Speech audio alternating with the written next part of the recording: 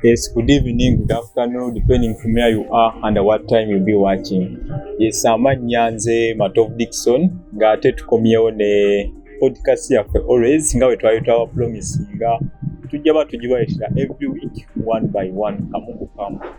Ate olwaleero tulina ekipya kye tuleese tugenda batusharinga era as usual sitera banzeka era ne leero siri nzeka. I have a friend of mine gwendi naye abamumanyi abatamumanyi buli kya njagala okusaba ngenda why 1 second just for the new people who have just dropped to this video to subscribe and like. Yes, thank you for liking, thank you for subscribing. Now let's go. Can sabe gwendi naye okweyanjulako eri abatulaba. Yes, thank you, Dixon. Dixon, my colleague and the partner in IT world. It's Rafael Sentamu, my name, and nga bulijjo nga wagambye tubeerawo every week to give you much more about what is happening in the digital world and what we need to do in the okulaba nga tusobola okubeera successful in this digital life. Thank you. Yes, thank you, Rafael. Today tugenda tunuulira something very simple ate kyemmanyi kitera ekisinga okubanga tulaba kiyinza okuba nga either wali okifeesinze kuba kifuba nga okyane nga tutegera awo tuyinza kategori gyoyinza okiteekamu. Tugenda batutunuulira solopreneurship ne gig economy. So nga nandyagadde how do those become a difference? Kyenjawulo yeki ku byonna ebibiri? Thank you, Dixon, once again. Solopreneurship, I can say it is like an individual. Like for example, me as an individual, as Israfil, I start up and run a business alone without partners or employees to say that I have an employee or I have a partner. This is more unlike traditional entrepreneurs who often build a team and they know that they need a worker, they need a helper, they need everyone to assist them in achieving what they are supposed to achieve. Solopreneurs handle all aspects of their businesses, from marketing to finance, administration, and all that. This approach allows for complete control, but also requires diverse skills. And then for the case of gig economy, it's where you would find that let me bring it in an aspect that you work not on a contract basis, but you know that I am working, so you earn from what you've done. So for example, amaanyi go yenfunayo, enkolayo yenfunayo, in that aspect. So you're not on a contract basis, but you know that you're here. For example, Dixon, you're here, you are a writer. You know that I will sit at home, I write, I make writings. After writing, then I will sell my articles to a certain organization, and then you get paid. That is basically what I can talk about to gig economy. So gig economy, I think wetudda mu Luganda ndoza kwe kulinga okupakasa. Osasula okusinzira kyogenda okukola nekyokoze. Era omusaala gwo ebisinga gubaawo. Ebeera sure kiringa like how it is in downtown tukiyita okuyiriba. You get kwegamba kagwirawo kafunirawo as long as you do ngofunira. The moment you do ngofuna. So that's what I can talk about. So with gig economy, how can you be able to get those works? Emirimu, cause nganze nyinza okukira ku makya neŋŋamba ngenda nereero ndi idle sina kyenkola naye nga I have a lot of skills. Nyinza kwetaagisa kyofuna egyo emirimu okufuna eri abantu abo nga tebamanyi. To people who can get gigs, you need to be good at networking. You need to network. because it's from networking where we get referrals, where we get connections. Because if I am selling, for example, if I am a graphic designer and I don't connect with you, there is no way you're going to know that I do graphic designing. It's the same thing when you're selling. This time, it is, you're not going to send your employers in the field to do marketing and all that. No, you personally, you have to attend like marketing events, you attend like some gatherings, for example like Rotary clubs. If they are having their weekly fellowships, be there. If there has been an organized marketing event, be there. Tell people about what you're doing, and from there it's where you're going to get someone who needs a website. Then you can design a website. They will remember that there is someone I met at the Rotary Fellowship who really was good at the website designing. The same thing with graphic designing. So someone who a lot of people out there, they need people who can run their social media platforms.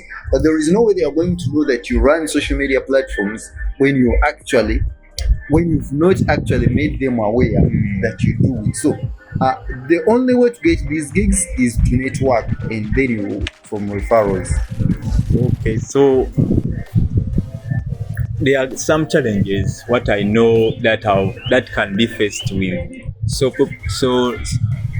and gig economy. So under those challenges, what are the most crucial challenges that you may say eziri awo omuntu zayinza okufacinga nga asazeewo okutekinga, maybe you've graduated, you've done a lot, you have a lot of skills, any other skills, yinza oba mu catering, yinza oba olina skills in furniture.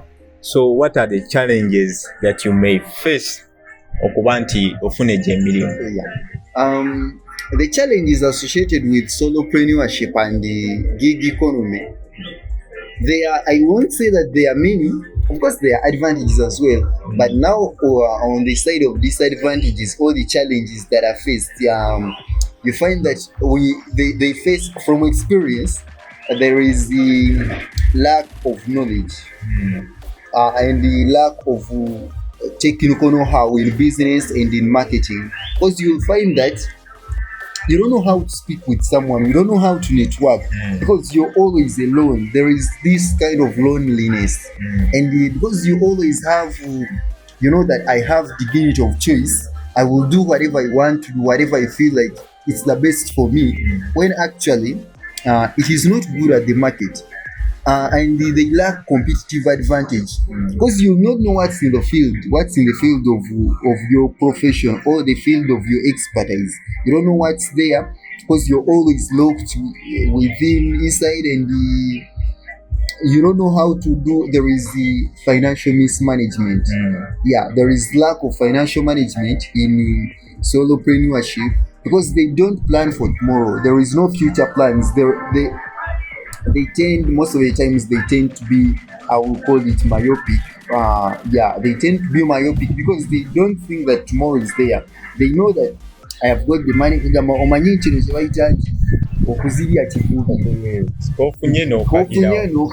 you know that even tomorrow I'm going to so most of the time it's catching you're going to be stressed, you're going to feel like, no, I'm not in the right profession, I'm not in the right expertise, when actually it's the right thing you're supposed to be doing. So the challenges you face as a solopreneur is that we lack expertise, you lack financial management skills, and you lack competitive advantage, and you miss it out completely. Okay.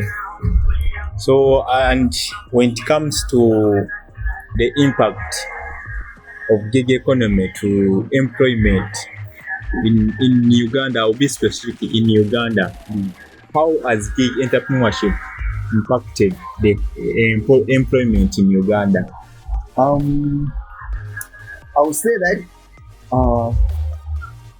to a greater side, it has done us good. That for example, let me start with giving you an example. For example, people who do, like, for example, the safe border guys, they are doing a solopreneurship, and I'll call it a gig economy, that they don't need an office.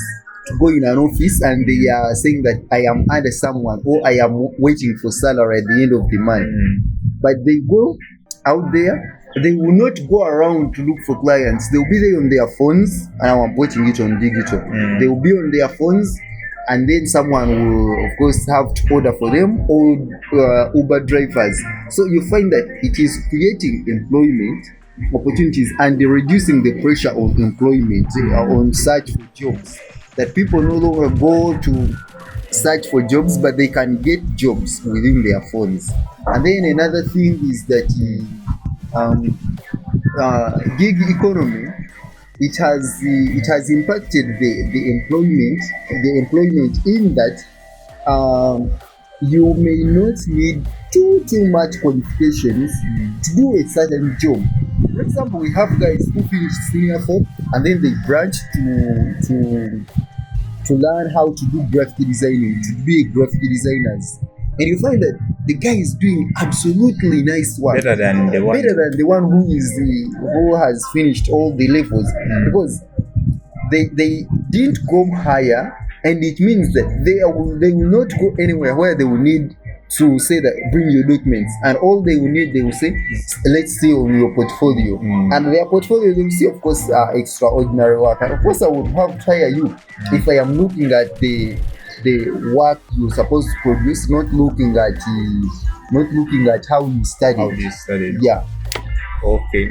So I think with gig, the impact it has, it makes life easy for someone. Yeah. Because you not require to move with a big, to have a big CV to get a job. As long as you can complete a task in a given period, you get your money. And actually, they don't tend to ask them too many questions.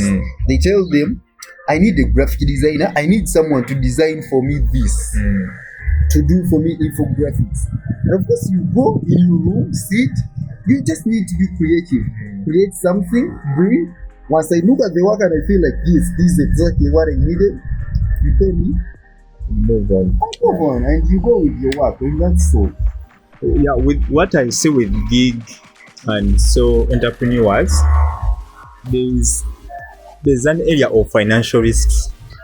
Yeah. With financial risks, when it comes to traditional entrepreneurship, whereby you have to hire a financial manager, you have to hire a managing director, you have to hire an administrator, all those ones to bring to how to manage your company. But with the solopreneurs, they don't have. So how do you manage the risks? To manage the risks, it is associated with the financial risks. For example, you can, you go out there, you work. You're paying me 200k to do for you shooting, and after doing the shooting, they will give you 100k, of course, as an advance payment or a down payment, and then you have to keep on ngobanja sente and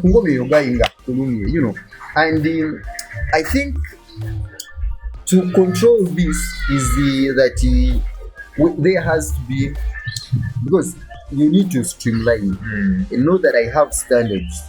Knowing that I have standards, put everything in writing. There is no reason why you will not have to make an agreement or a contract. Write a contract, have a contract, because now you have no one who is going to, the finance controller or the finance officer, who is going to keep calling these people to ask for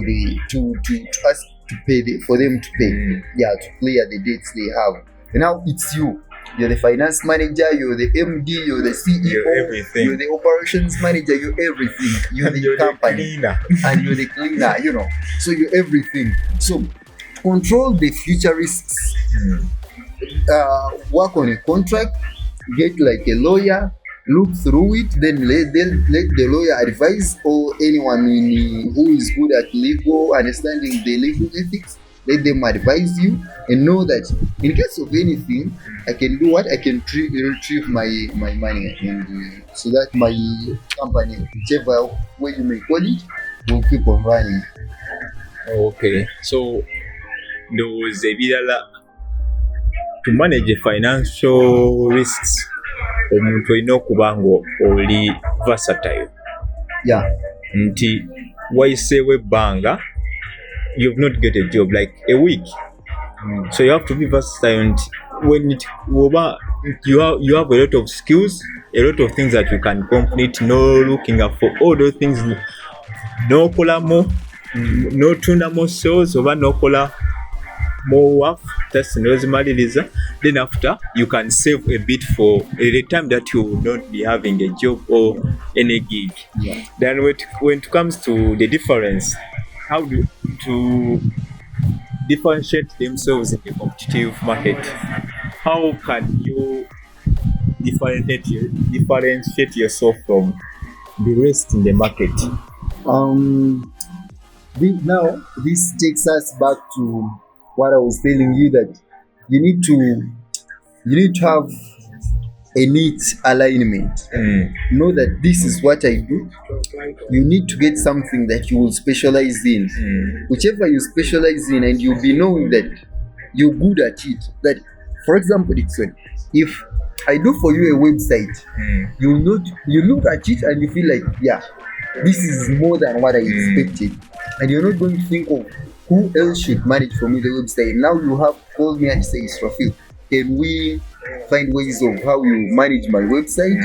If I do for you graphic designing and you see that it's extraordinary, because remember that I have specialized in that, I have got much skills in it. So next time you're not going to look any further. You're just going to say, even if you have your own company, you will tell your people, your employees, if anything is concerning graphic designing, if anything is concerning photography, if anything is concerning digital marketing, contact Israfil, because he's good at it, and there is a need of being loyal.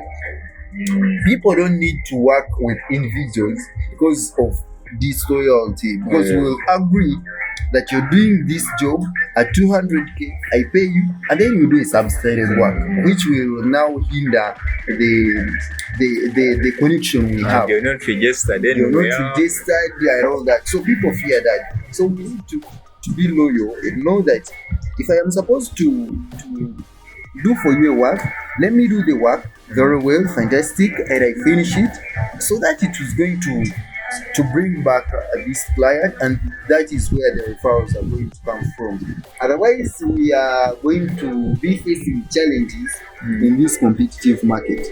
Yeah. Oh, okay. And with the now, we have a lot of things coming on. Trending, everything now, it comes, whatever comes with its trends. So what are the future trends? The future trends, if I can predict the future, I would see, I see that, like I had said, there is dignity of choice. These people know I need to choose to do this, I will choose not to do the other, because they are unruly. They are not controlled, that they are under someone, or I am an employee of someone. No. Now, what you need to do is to keep updated with the upcoming trends concerning your niche, concerning digital marketing, concerning digital-wise, around the digital clock. You need to know that I need to know that now there is a new technology, let me learn it. Not to be out-competed, otherwise you find that when you're still on the other old-fashioned style, when people are like 2 years ahead of you, so you need to keep updated with the digital trends and what is happening in your area of expertise or your niche. Yeah. So you need to keep updated and learn more about what new is coming. Whatever is coming up, learn it. You find that in the end, you're always in the line with what is coming, because you find that someone has been in, for example, you're working for someone, and then someone has been in USA, he has seen what people in USA are doing, the softwares are using, and then they will ask you, do you use the same softwares? And then you say, no, me, I still use the other softwares, of which they used when they were in high school, and now they've taken 20 years not in high school, and now for you, you're saying that it's the same software you're using. Okay. Thank you, Israfil, for such an educative and informative talk you've given to us. Yes, I want again to bring back this to you. What a question back to you. You can go into the comment section. What next topic would you like to have us to have here and on discussing?